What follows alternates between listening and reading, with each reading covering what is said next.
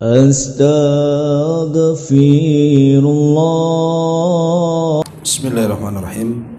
Assalamualaikum warahmatullahi wabarakatuh.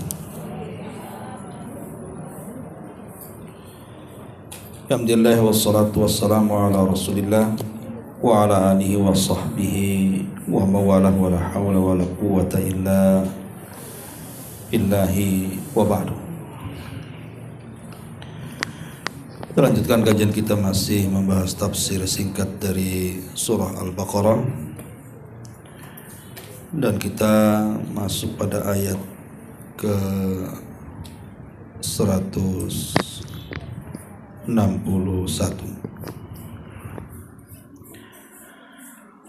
A'udzubillahi minasyaitonirrajim. Bismillahirrahmanirrahim.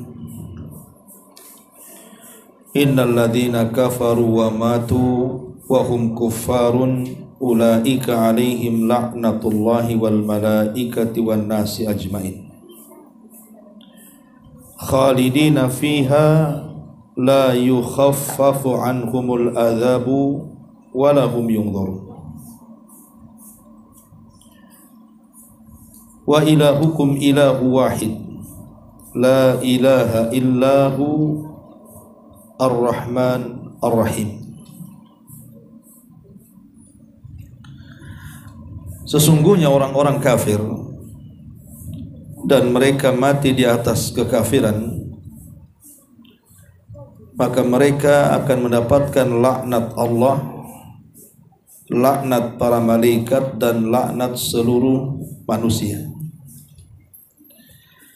Mereka kekal di dalamnya dan tidak akan diringankan azab bagi mereka, dan juga tidak diberikan tangguhan.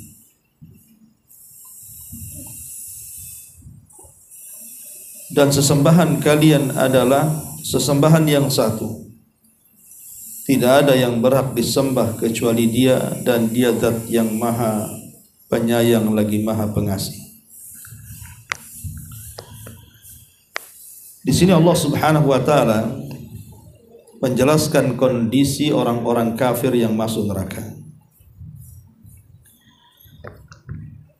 Allah Subhanahu wa taala mengatakan innal ladzina kafaru, sesungguhnya orang-orang kafir.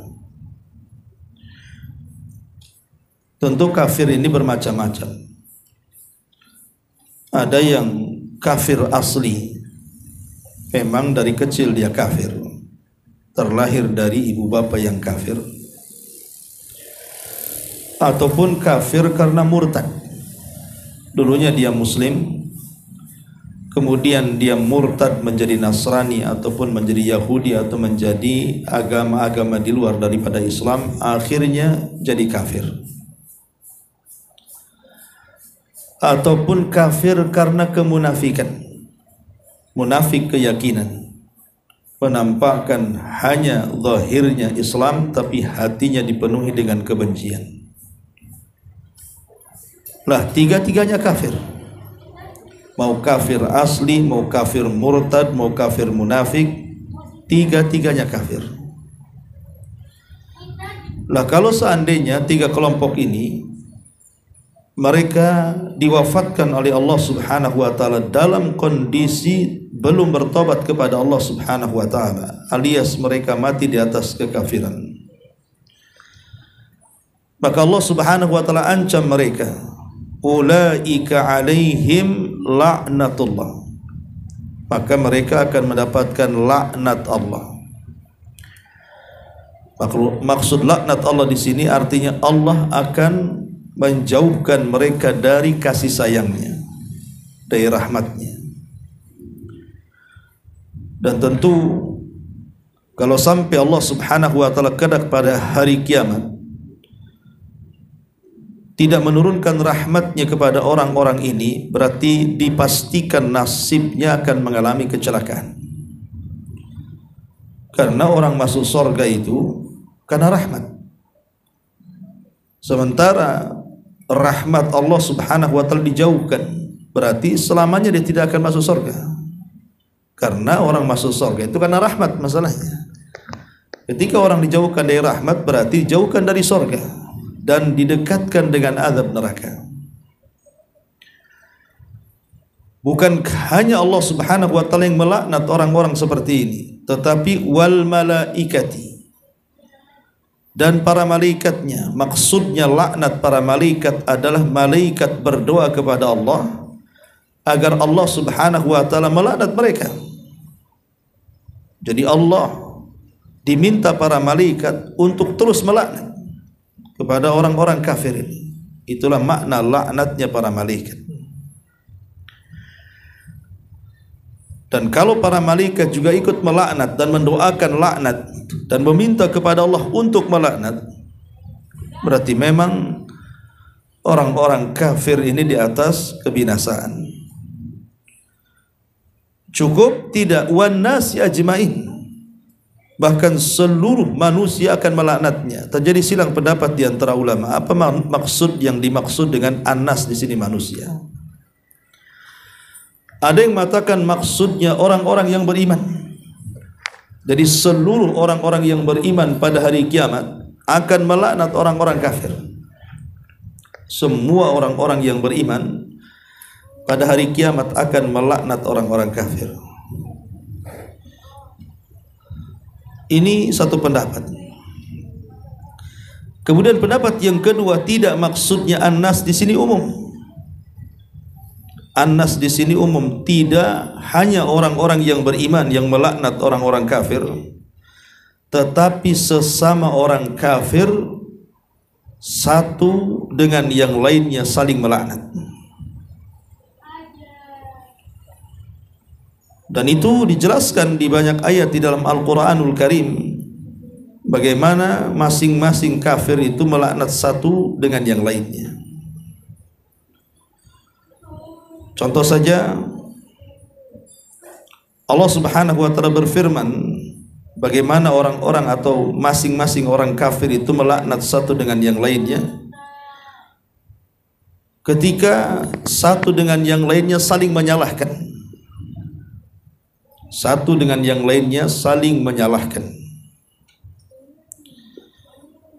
Makanya nanti pada hari kiamat itu terjadi dialog antara orang yang tersesat dan orang yang menyesatkan. Di antaranya perdebatan antara orang-orang yang beribadah kepada selain Allah dengan peribadatannya. Allah Subhanahu wa taala sebutkan dalam surah Asy-Syu'ara ayat 96 sampai 99. Qalu wa hum fiha yakhtasimun. Mereka berkata sambil bertengkar di dalam neraka, Tallahi in kunna lafi dhalalim mubin. Demi Allah, sesungguhnya kita dahulu di dunia dalam kesesatan yang nyata.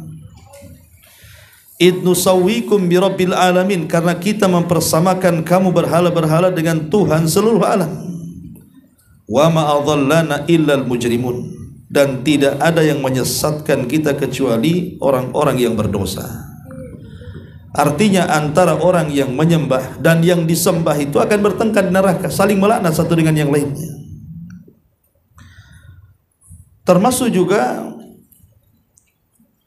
dijelaskan dalam surah Ghafir ayat 47-48.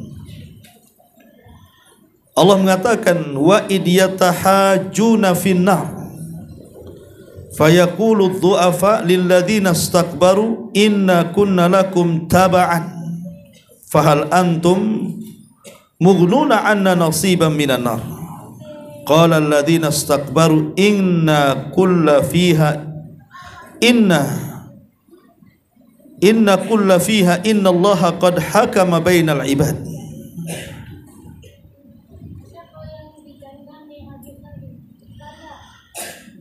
Dan ingatlah ketika mereka berbantah-bantah dalam neraka, maka orang-orang yang lemah berkata kepada orang-orang yang menyombongkan dirinya, sesungguhnya kami dahulu adalah pengikut-pengikutmu, maka dapatkah kamu melepaskan sebagian azab api neraka yang menimpa kami? Orang-orang yang sombong itu menjawab, inna, sesungguhnya kita semua kullun fiha, sesungguhnya kita sama-sama di neraka. Karena Allah telah menetapkan keputusan antara hamba-hambanya. Jadi orang-orang yang disesatkan dan orang-orang yang menyesatkan itu saling melaknat di antara mereka, saling menyalahkan. Tapi mereka tidak keluar dari neraka. Termasuk juga disebutkan dalam surah As-Saffat ayat 27 dan sampai 33. Allah mengatakan wa aqbala ba'duhum ala ba'din yatasaalun, dan sebagian mereka menghadap kepada sebagian yang lain kemudian saling melaknat, saling berbantah-bantah. Qalu innakum kuntum ta'tunana 'anil yamin. Sesungguhnya pengikut-pengikut mereka berkata kepada pemimpin-pemimpin mereka, kamulah dahulu datang kepada kami dari kanan. Qalu bal lam takunu mu'minin. Maka pemimpin-pemimpin mereka menjawab, tidak, bahkan kamulah yang tidak mau menjadi orang-orang yang beriman. Wa ma kana lana 'alaikum min sultan bal kuntum qauman taghin. Sedangkan kami tidak berkuasa terhadapmu, bahkan kamu menjadi kaum yang melampaui batas. Fa haqqun 'alaina qaulu rabbina inna ladayya yakin.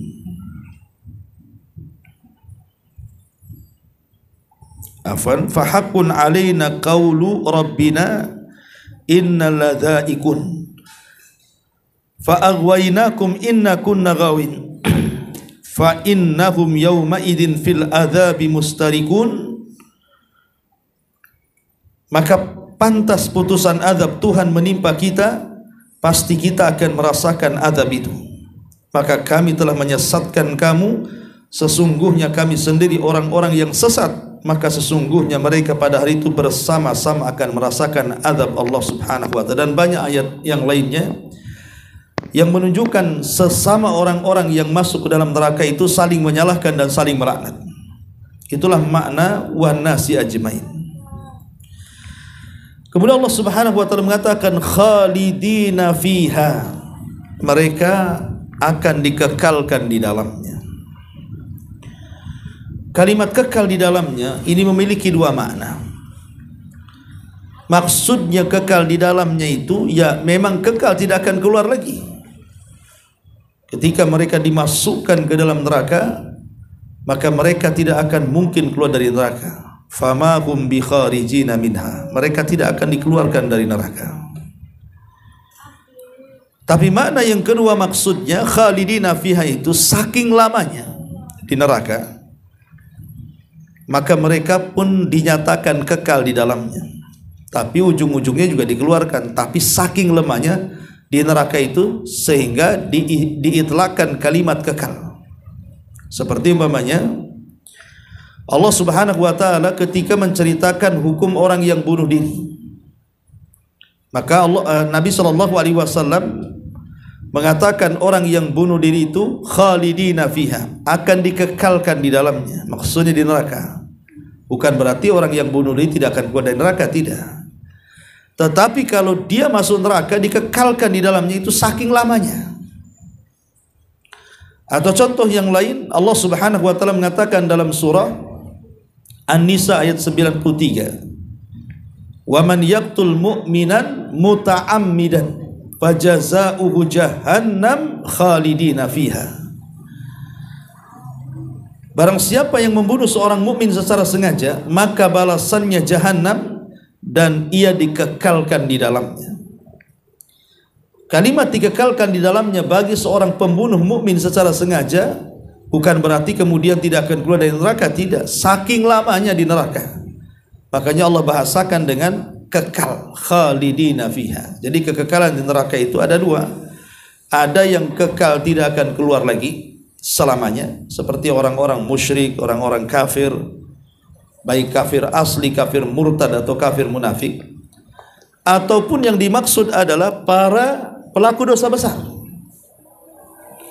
Para pelaku dosa besar, para pembunuh, maka mereka akan dikekalkan, maksudnya dilamakan di dalamnya.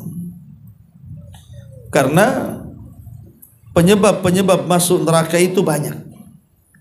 Penyebab-penyebab masuk neraka itu banyak sekali. Di antaranya karena kekafiran dan kemunafikan. Orang kafir dan munafik itu diletakkan oleh Allah Subhanahu wa taala di neraka yang paling dalam. Walaupun secara tingkatan tentu munafik lebih dalam lagi. Kemudian yang kedua orang murtad. Kemudian di atasnya lagi baru kafir asli. Artinya munafik paling dalam sendiri. Kemudian di atas munafik orang murtad. Kemudian di atasnya orang-orang kafir asli. Jadi kafir asli itu urutan ketiga, yang paling parah justru orang munafik, kemudian urutan kedua orang murtad, baru kemudian kafir asli. Ma'asyiral muslimat yang dimuliakan Allah Subhanahu wa taala. Jadi penyebab orang masuk neraka atau maksudnya dikekalkan di neraka itu karena kekafiran ataupun karena kemunafikan ataupun karena kesyirikan. Nah, ini yang menjadikan kekalnya di neraka. Adapun dosa-dosa yang tidak mengekalkan manusia di neraka itu banyak, ya umumnya dosa-dosa besar. Seperti umpamanya tadi membunuh seorang muslim secara sengaja. Ataupun umpamanya berzina, kemudian juga makan riba, kemudian memakan harta anak yatim, termasuk berdusta, ghibah, namimah dan yang semacamnya. Karena dosa itu kan ada dua sumber. Ada yang bersumber dari suluk. Suluk itu dari akhlak. Dan ada yang bersumber dari keyakinan. Lah, dosa yang bersumber dari akhlak ya macam-macam, seperti zina, minum khamar, judi. Itu kan dosa yang muncul dari akhlak buruk. Dan itu dorongannya hawa nafsu. Tapi ada dosa-dosa itu yang bersumber dari keyakinan, dan itu adalah dorongannya syubhat dari syaitan, sehingga kemudian orang bisa menjadi kufur, orang bisa menjadi syirik, melakukan kesyirikan dan lain sebagainya. Nah, di sini Allah mengatakan khalidina fiha la yukhaffafu anhumul adzab.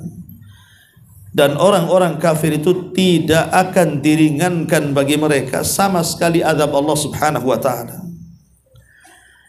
Ma'asyiral muslimat yang dimuliakan Allah Subhanahu wa taala. Tentu kita tahu bahwa ketika manusia dimasukkan ke dalam neraka, terutama orang-orang kafir, maka mereka akan mengalami penyesalan yang luar biasa. Tetapi sering saya katakan, kenapa orang-orang kafir itu kok dikekalkan di neraka padahal usia mereka di dunia itu tidak lama? Usia umat Muhammad itu kan berkisar antara 60 sampai 70 tahun saja. Ketika di usia 60 atau anggaplah dihabiskan sampai 70 tahun atau mungkin lebih, kemudian dia mati di atas kekafirannya, maka mereka akan dimasukkan ke dalam neraka dan dikekalkan di dalamnya selama-lamanya. Seolah-olah ada ketidakadilan di sini. Masa dia melakukan kekafiran 70 tahun tapi masuk neraka dikekalkan dan tidak pernah keluar? Harusnya ya kalau seandainya dia melakukan kekafiran 70 tahun, jadi neraka 70 tahun sajalah, sesuai dengan usianya. Kenapa pula dikekalkan pula di dalamnya?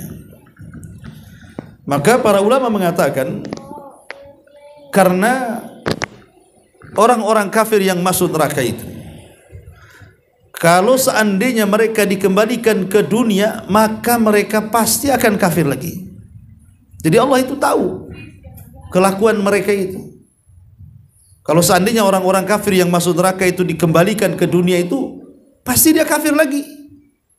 Makanya itulah hukumannya mereka dikekalkan di dalamnya. Sebagaimana Allah mengatakan, lau'adu, gimana ayatnya? Kalau seandainya mereka itu dikembalikan, maka mereka akan kembali bima nuhu anhu, terhadap apa yang dilarangkan kepada mereka. Lau radduhu, kalau seandainya mereka dikembalikan, la'adu lima nuhu, kata Allah, maka mereka akan kembali dengan kekafirannya.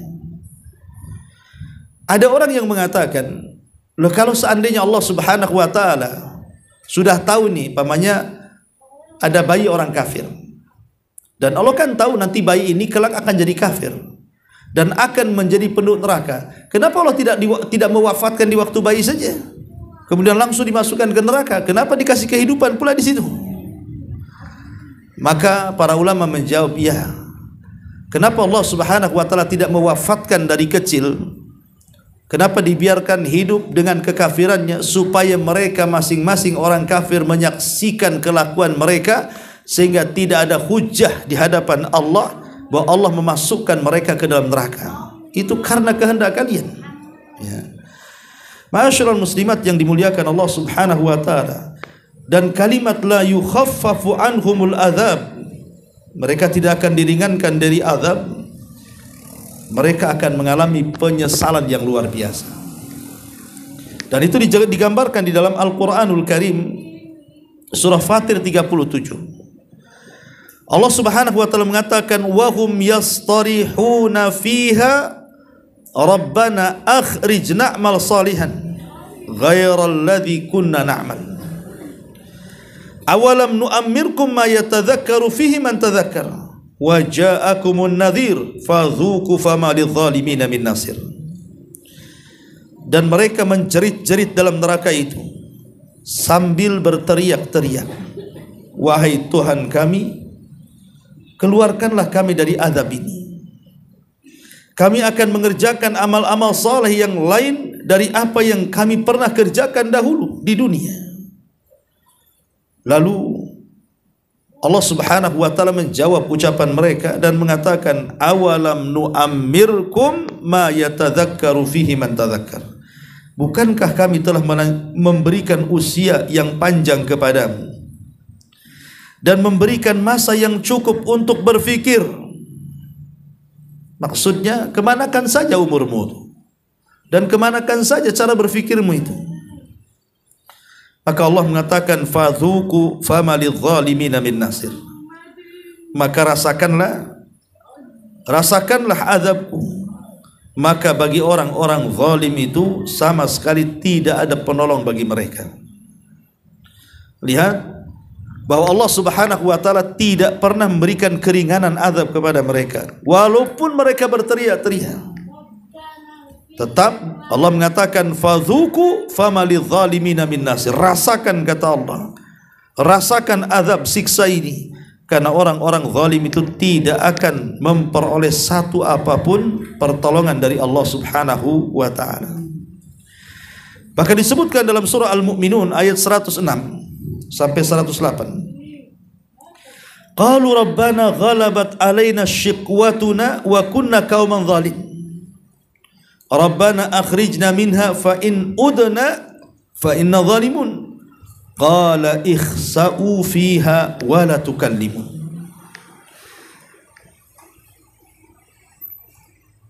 Di sini Allah Subhanahu wa taala mengatakan tentang bagaimana ucapan penduduk neraka.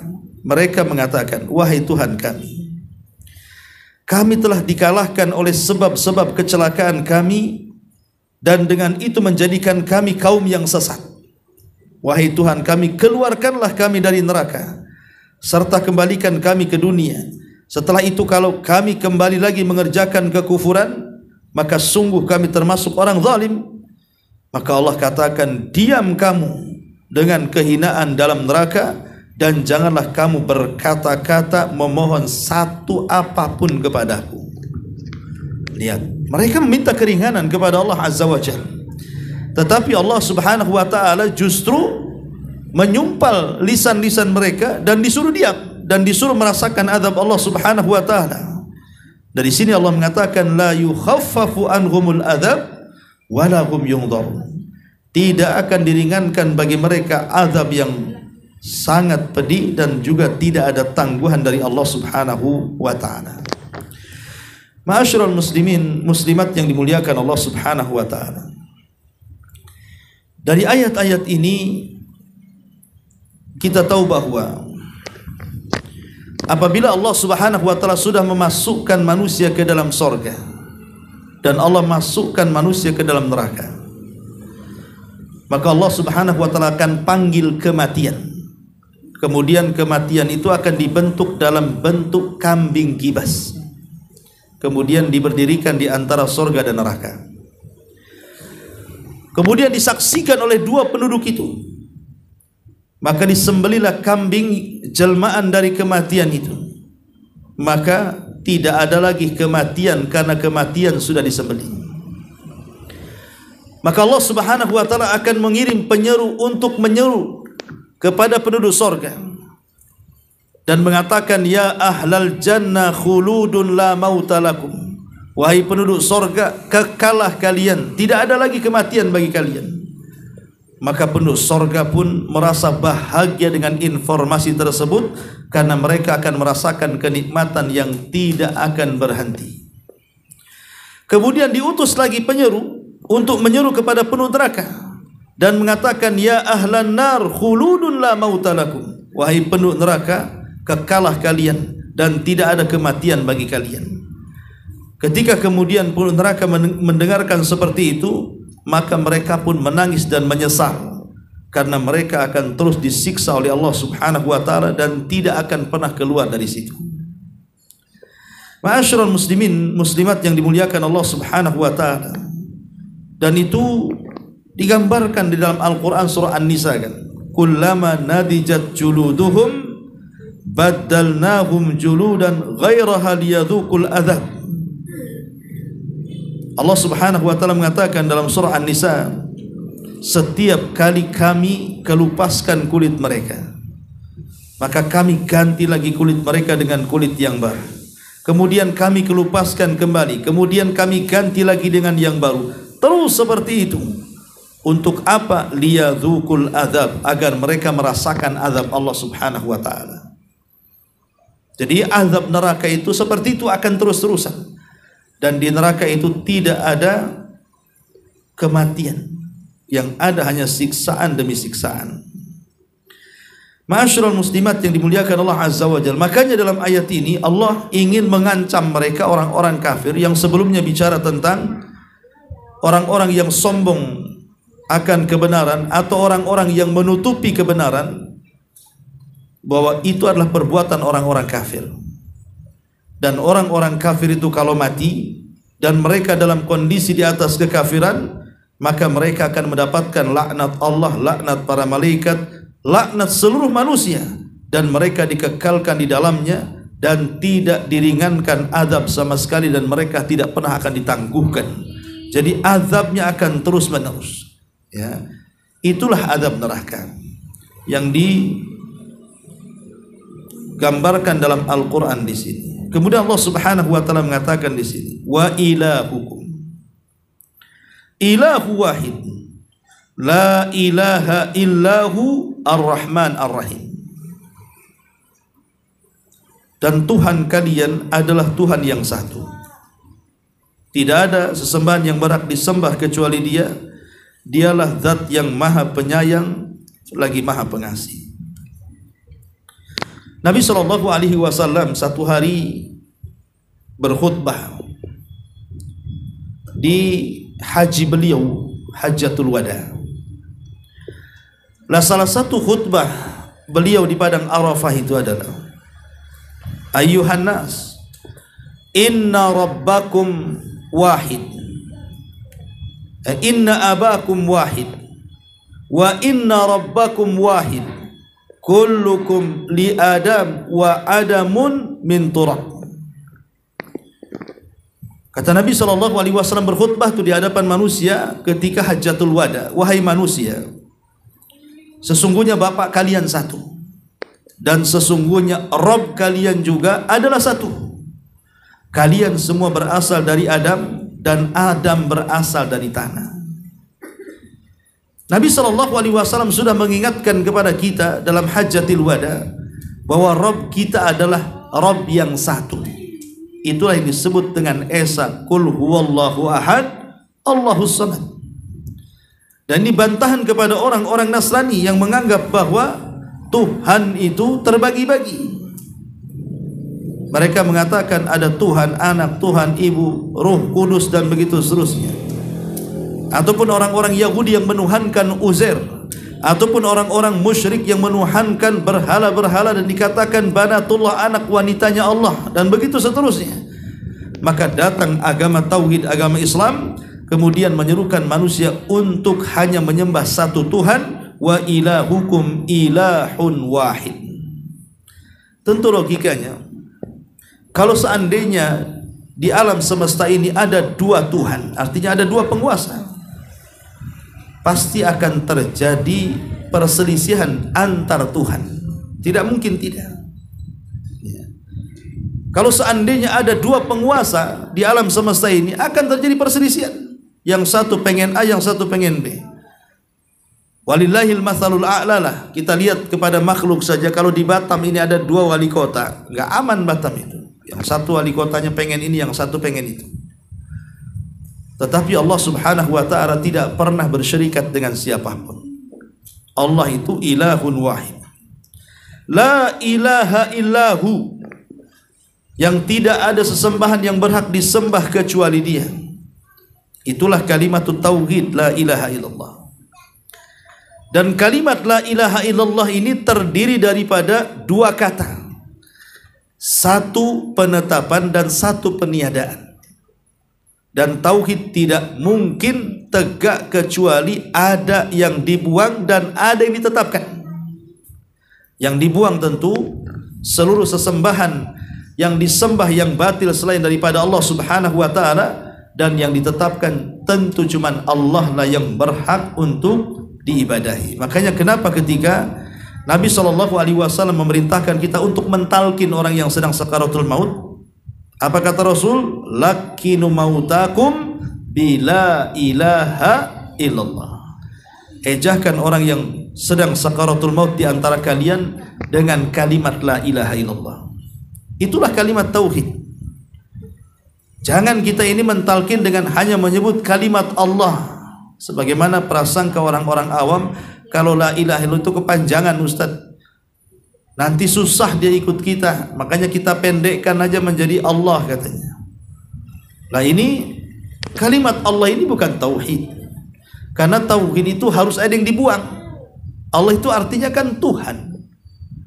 Dan semua agama punya Tuhan. Tuhan yang mana yang benar? Makanya kemudian tauhid ini harus ada yang dibuang dan ditetapkan. Dibuang dulu seluruh sesembahan yang batil, baru kemudian ditetapkan hanya Allah subhanahu wa ta'ala yang hak. Itulah la ilaha illahu ar-rahmanur rahim. Ma'asyiral muslimat yang dimuliakan Allah azza wa jalla, kalimat la ilaha illallah adalah kalimat yang karenanya diutus semua para nabi dan rasul. Kalimat yang karenanya diturunkan kitab-kitab langit. Kalimat yang karenanya disyariatkan jihad. Kalimat yang karenanya orang menjadi haram darahnya ditumpahkan, hartanya dibunuh, dan kehormatannya disingkap. Karena orang yang sudah mengucapkan kalimat la ilaha illallah artinya sudah masukkan dirinya ke dalam Islam. Makanya Nabi SAW pernah marah kepada seorang sahabat namanya Usamah ibn Zaid. Ketika dalam peperangan, Usamah ibn Zaid ini dia mengejar orang kafir. Rupanya masuk ke jalan buntu, tidak bisa keluar orang kafir. Kemudian dihunuslah pedang Usamah ini. Tiba-tiba ketika hendak dibunuh, dia mengucapkan kalimat la ilaha illallah. Maka Usamah tetap membunuhnya. Padahal dia sudah mengucapkan kalimat la ilaha illallah. Sampailah perkara ini kepada Nabi SAW. Kemudian Nabi SAW marah kepada Usamah. Ya Usamah, aku dengar engkau membunuh orang yang mengucapkan kalimat la ilaha illallah. Kata Usamah, iya betul wahai Rasul. Karena aku yakin dia mengucapkan kalimat itu bukan karena ingin masuk Islam, tapi karena takut dengan pedangku katanya. Ini kan dalam jihad, bisa saja dia berpura-pura. Maka tetap kubunuh. Maka Nabi SAW marah dan mengatakan, afala syaqaqta an qalbah ya Usamah. Sudah kau bongkar hatinya, sehingga kau mengetahui hatinya itu apakah ikhlas karena Allah itu karena ingin atau karena takut dengan pedang. Maka Usamah terdiam. Kemudian Rasul mengatakan, ya Usamah, kaifa yasna bila ilaha illallah yaumal qiyamah. Wahai Usamah, bagaimana dengan la ilaha illallah nanti pada hari kiamat kalau dia datang kepada Allah mengadu orang yang mengucapkannya kau bunuh, katanya. Akhirnya Usama pun terdiam dan terus terdiam dan mengatakan, laitani aslamtu yauma idzin, duhai kiranya aku baru masuk Islam, katanya. Karena orang yang baru masuk Islam nggak pernah dimarahi Nabi, kan dia sudah lama masuk Islam, bahkan dia terlahir dari ibu bapak yang muslim karena dia putra daripada Zaid ibn Harithah, anak angkat Nabi SAW. Tapi lihat bagaimana Rasul SAW membela orang yang mengucapkan kalimat la ilaha illallah, padahal dalam konteks peperangan itu yang Rasul mengatakan al harbu kaidun, peperangan itu tipu daya, bisa saja dia menipu. Tetapi karena diucapkannya kalimat mulia, Nabi SAW tetap membelanya. Ma'asyiral muslimat yang dimuliakan Allah Subhanahu wa taala. Bahkan kalau kita lihat tentang hadis bitoqah. Hadis bitoqah itu hadis kartu sakti.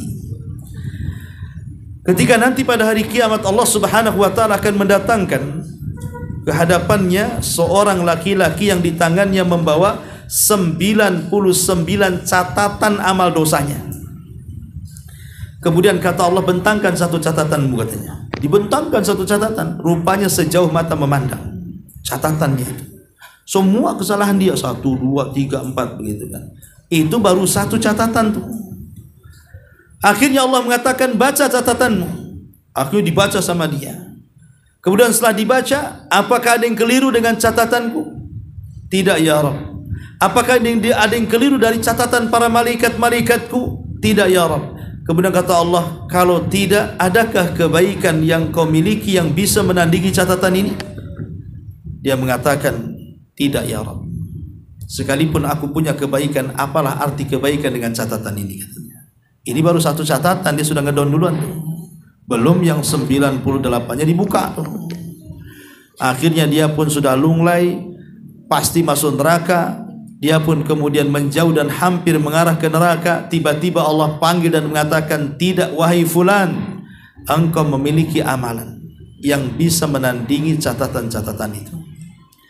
Tapi dia tidak percaya juga. Akhirnya kemudian didatangkan di hadapannya timbangan yang memiliki 2 neraca. Diletakkan di satu neraca 99 catatan amalnya yang dia bawa. Kemudian Allah keluarkan kartu saktinya, bertuliskan la ilaha illallah. Kemudian diletakkan di satu neraca. Apa yang terjadi? Tasat bihinna la ilaha illallah. Tiba-tiba kalimat itu melesat ke langit tanda berat, dan yang 99 catatan itu ke bawah tanda ringan. Artinya ketika orang ini meninggal, dalam hatinya masih meyakini la ilaha illallah dan tidak menyekutukan Allah. Selamat dia dengan itu. Ya, makanya disebut kartu sakti la ilaha illallah itu. Ya tentu kalimat la ilaha illallah ini tidak hanya sekedar diucap saja, bisa bermanfaat bagi para pengucapnya, tapi lebih daripada itu kan ada konsekuensi hukumnya. Karena la ilaha illallah itu sama dengan salat, ada syaratnya, ada rukunnya. Maka siapa yang memenuhi syarat-syaratnya dan rukun-rukunnya serta kewajiban-kewajibannya, barulah kalimat tauhid itu bermanfaat dalam kehidupannya. La ilaha illahu ar-Rahman ar-Rahim. Dialah zat yang maha penyayang lagi maha pengasih. Kalimat ar-Rahman dan ar-Rahim ini memiliki sifat yang sama, sifatur rahmah. Kalimat ar-Rahman ar-Rahim ini sifatnya sama. Ar-Rahman sifatnya rahmat, ar-Rahim juga sifatnya rahmat. Artinya ar-Rahman, Allah itu zat yang maha pemberi rahmat, dan ar-Rahim juga sama, zat yang maha pemberi rahmat. Lalu apa bedanya Rahman dengan Rahim? Kalau Rahman itu lebih umum, kalau Rahim itu lebih khusus. Rahman itu mencakup mu'minuhum wa kafiruhum, baik orang kafirnya baik orang Islamnya. Tapi kalau Rahim tidak diberikan kecuali orang yang beriman.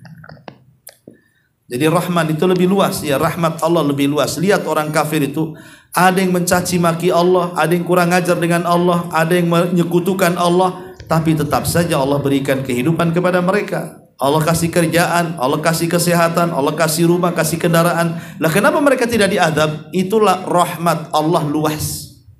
Karena Allah memiliki nama Ar-Rahman.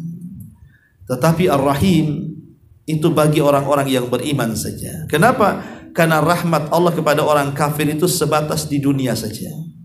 Tapi di akhirat mereka tidak akan mendapatkan rahim. Yang mendapatkan rahim hanyalah orang-orang yang beriman. Wallahu a'lam bishawab. Ini antara tafsir singkat dari Al-Baqarah 161 sampai 163. Wallahu a'lam. Baik. Sampai di sini silakan. Kalau ada yang bertanya.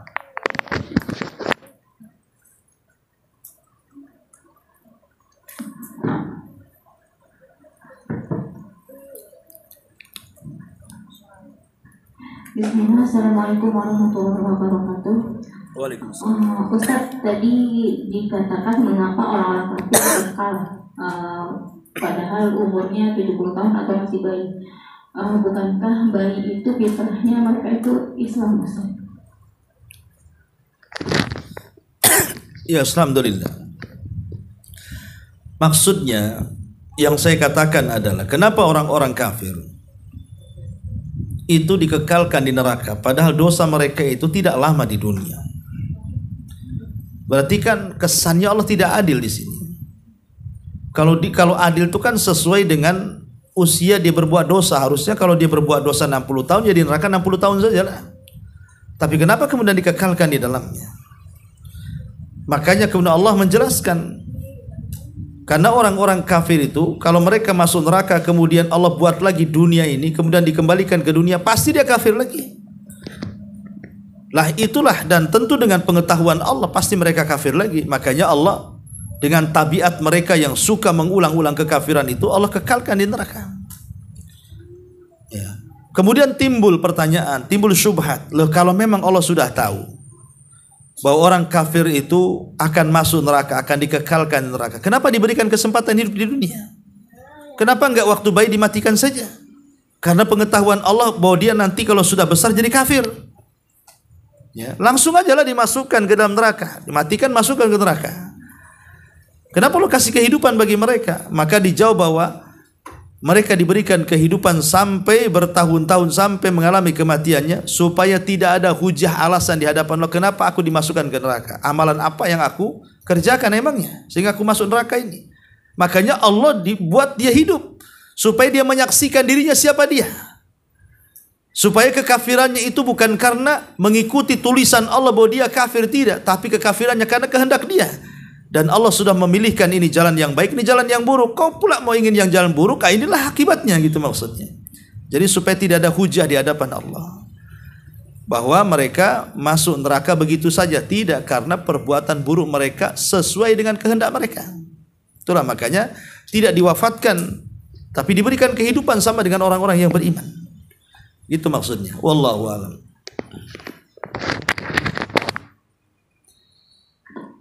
Assalamualaikum Ustaz. Waalaikumsalam. Ana ingin bertanya, kalimat tauhid tadi sama seperti sholat, ada syaratnya. Kira-kira apa sih Ustaz ya? Assalamualaikum. Ya, alhamdulillah, wassalatu wassalamu ala rasulillah. Ya. Tentang syarat-syarat kalimatul la ilaha illallah itu disebutkan di dalam kitab-kitab akidah, ya, tentang surut la ilaha illallah. Di antaranya adalah syarat yang pertama al-ilmu. Kita harus mengetahui, harus mengilmui apa makna dibalik kalimat la ilaha illallah itu. Ini yang pertama syaratnya. Harus memiliki ilmu. Ilmu dengan maksud kalimat itu. Karena banyak orang yang ditanya, apa sih makna la ilaha illallah itu, dia tak tahu. Ya karena tidak pernah belajar. Ya. Kemudian yang kedua, dan itu disebutkan syarat ini dalam surah Az-Zuhruf ayat 86. Kemudian syarat yang kedua harus ada keyakinan. Harus ada keyakinan, karena keyakinan itu menafikan keraguan-raguan. Dan itu disebutkan dalam surah Al-Hujurat ayat 15. Kemudian yang ketiga harus ada qabul, penerimaan. Harus ada penerimaan, dan itu disebutkan dalam surah As-Saffat ayat 22 sampai 36. Kemudian yang keempat harus ada al-inqiyad, ketundukan. Dan itu disebutkan dalam surah Luqman ayat 22 dan juga 23.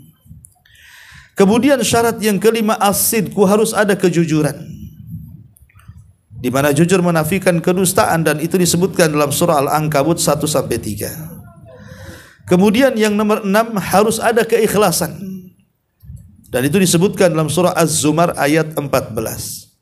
Kemudian yang nomor 7, harus ada al-mahabbah, kecintaan, dan itu disebutkan dalam surah Al-Baqarah ayat 165. Inilah yang disebut dengan syurut la ilaha illallah, syarat la ilaha illallah. Ya, harus ada pengetahuan, kita harus tahu apa itu makna la ilaha illallah. Jangan sampai terjerumus kepada kejahilan. Karena banyaknya kesyirikan di tengah-tengah kaum muslimin itu karena dia jahil, tidak tahu makna la ilaha illallah. Akhirnya datang ke dukun, datang ke kuburan, nyimpan tangkal. Kenapa? Karena dia tidak tahu itu kalimat tauhid itu. Makanya jatuh kepada kesyirikan. Ya. Kemudian adanya keyakinan, banyak gak yakin masalahnya, bahwa Allah yang memberikan rizki, Allah yang memberikan nikmat kepada kita, Allah yang memberikan banyak karunia kepada kita, sehingga karena tidak yakin dengan kalimat la ilaha illallah, akhirnya berpaling kepada selain Allah subhanahu wa ta'ala.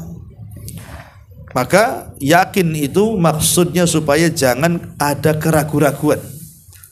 Seperti orang munafik jadinya kan. Orang-orang munafik itu mereka mengatakan aku beriman kepada Allah, tapi hakikatnya mereka tidak beriman kan. Itu karena ragu-ragu, ya. Kemudian juga harus ada penerimaan. Ya, harus ada penerimaan.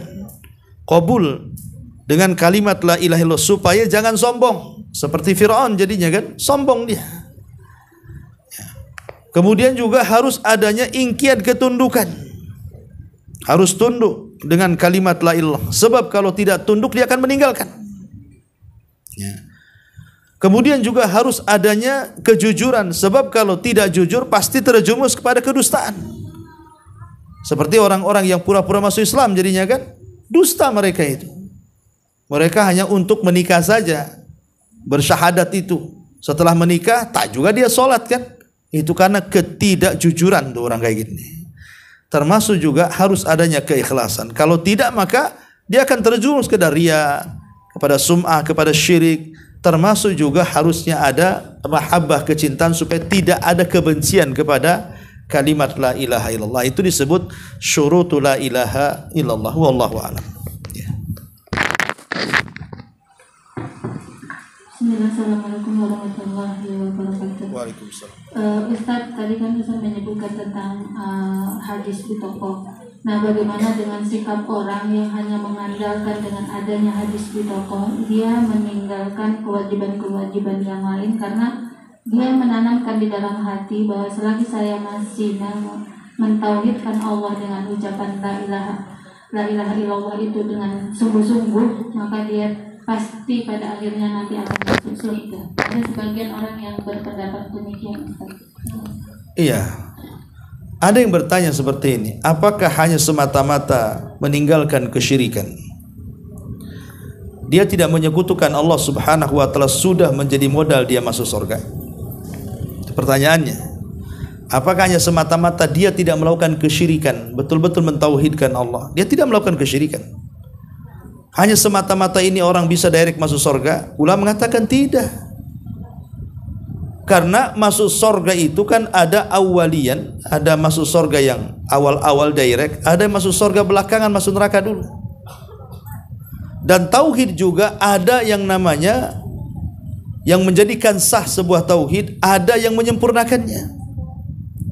Artinya kalau hanya menjauhi kesyirikan tapi dia tidak meninggalkan zina, tidak meninggalkan khamr, tidak meninggalkan judi online atau apa, tidak meninggalkan zalim dan begitu seterusnya, ya tidak bisa kemudian dia langsung masuk surga. Harus diproses dulu dosa-dosanya kan.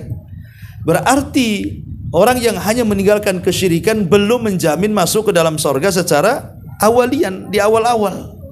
Karena penyempurna tauhidnya itu masih tidak sempurna, masih ditinggalkan, yaitu meninggalkan dosa-dosa besar. Lah orang yang kemudian hanya menyandarkan kepada kalimat la ilaha dengan ucapan, sehingga banyak mengucapkan kalimat la ilaha baik setelah sholat, atau di waktu-waktu acara-acara tertentu gitu ya. Apakah cukup kemudian menjadikan kalimat itu bermanfaat? Ya, memang bermanfaat kalimat itu.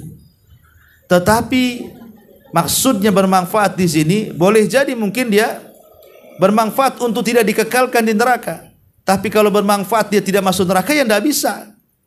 Ya, karena dia tidak mengerjakan syarat-syaratnya tadi.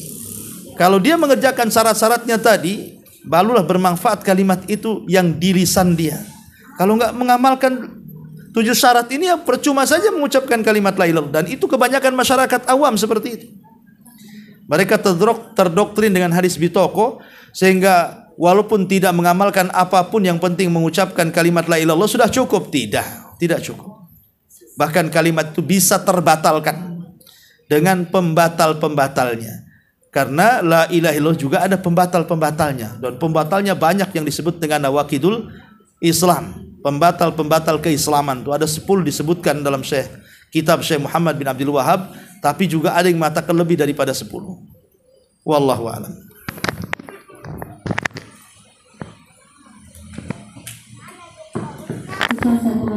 Ya. Hadis bitaqah itu kan diriwayatkan oleh Abdullah bin Amr, dan Rasulullah sempat berpesan atau jangan hadis ini sampaikan kepada manusia. Alasannya itu apa, Ustaz?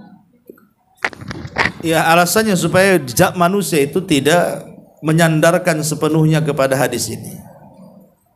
Tetapi setelah Rasul meninggal dan dia pun takut mati, takut masuk pada hadis larangan menyembunyikan ilmu. Maka akhirnya disampaikan juga kepada kita, dan sampai juga akhirnya sama kita. Jadi supaya manusia jangan terlampau tawakal dengan la ilaha illallah tadi sehingga meninggalkan amal yang lainnya.